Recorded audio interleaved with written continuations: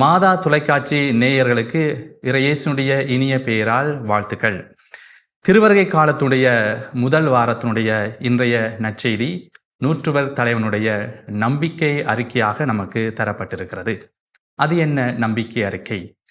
நீர் என் வீட்டிற்குள் அடியெடுத்து வைக்க நான் தகுதியற்றவன், ஆனால் ஒரு வார்த்தை மட்டும் சொல்லும் என் பையன் நலமடைவான் என்பதே நூற்றுவர் தலைவனுடைய நம்பிக்கை அறிக்கை.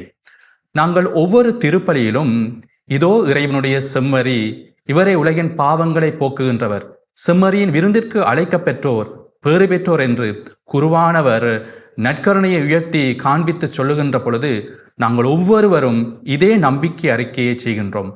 ஆண்டவரே, நீர் என்ன இல்லத்தில் எழுந்தருளி வர நான் தகுதியற்றவன், ஆனால் ஒரு வார்த்தை மட்டும் சொல்லும் என் ஆன்மா நலமடையும் என்று நாங்கள் நூற்றுவர் தலைவனுடைய நம்பிக்கை அறிக்கையை சொல்லுகின்றோம். நம்பிக்கை என்பது பிரியமானவர்களே அடிவானத்திற்கு அப்பால் நாம் நோக்குவதாகும். எபிரேயர் திருமுகம் 11ஆம் அதிகாரம் இறைவார்த்தை 1 சொல்லுகின்றது, கண்ணுக்கு புலப்படாதவை பற்றிய ஐயமற்ற நிலைதான் நம்பிக்கை. இயேசு ஆண்டவர் இந்த நூற்றுவர் தலைவனை பாராட்டுகின்றார்.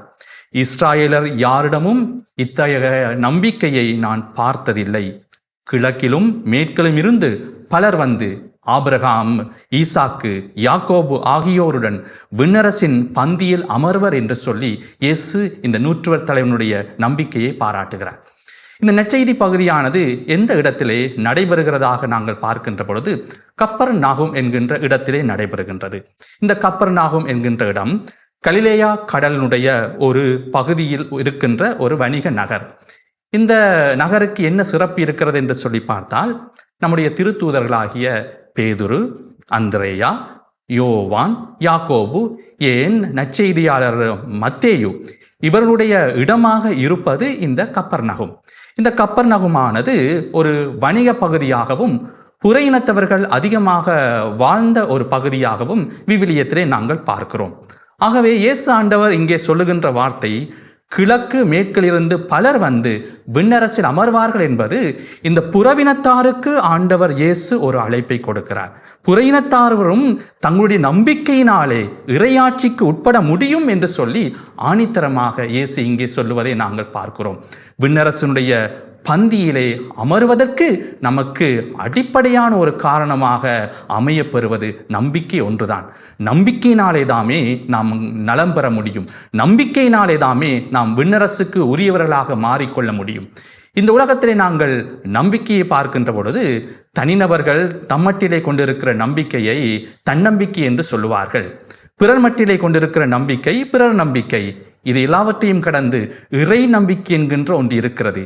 யானைக்கு பலம் தும்பிக்கை, மனிதனுக்கு பலம் நம்பிக்கை.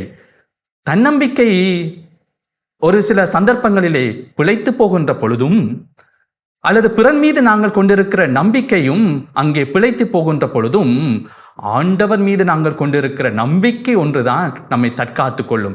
இந்த உலகத்திலே நாங்கள் வாழ்வதற்கும் சரி, இந்த உலகத்தை கடந்து நாங்கள் மறு உலகிலே ஆண்டவரை நாங்கள் முகமுகமாக கண்டு தரிசித்து வாழ்வதற்கும் நம்பிக்கை ஒன்றை எங்களுக்கு அத்திவாரமாக, நங்கூரமாக, அடித்தளமாக அமைந்திருக்கிறது என்பதை இன்றைய இறைவார்த்தை எங்களுக்கு அழகாக சொல்லித் தருகிறது. எனவே நானும் நீங்களும் ஒவ்வொரு திருப்பலியிலும் ஆண்டவரே ஒரு வார்த்தை சொன்னால் போதும் என்னுடைய ஆன்மா நலம் பெறும் என்று சொல்லி நம்பிக்கை அறிக்கை சொல்லுகிறோமே, அந்த நம்பிக்கை அறிக்கையானது வெறுமனே வாயிலிருந்து வருகின்ற ஒரு வார்த்தையாக மட்டுமல்லாமல் அது உள்ளத்தினுடைய ஆழத்துக்குள்ளே இருந்து எங்களுடைய வாழ்க்கை முழுவதுமாக இறைவனிலே உறுதியான நம்பிக்கை கொண்டவர்களாக, இயேசு ஒருவரையே நம்முடைய கண் முன்பாக நிறுத்தியவர்களாக நம்முடைய வாழ்க்கையிலே நாங்கள் பயணம் தொடர அழைக்கப்பட்டிருக்கின்றோம். எனவே நூற்றுவர் தலைவனைப் போல நாமும் நம்பிக்கையை நமது வாழ்வாக்குவமாக அதன் வழியாக இறையாட்சியை கண்டுகொள்வோம். இயேசுவுக்கே புகழ், இயேசுவுக்கே நன்றி, மரியே வாழ்க.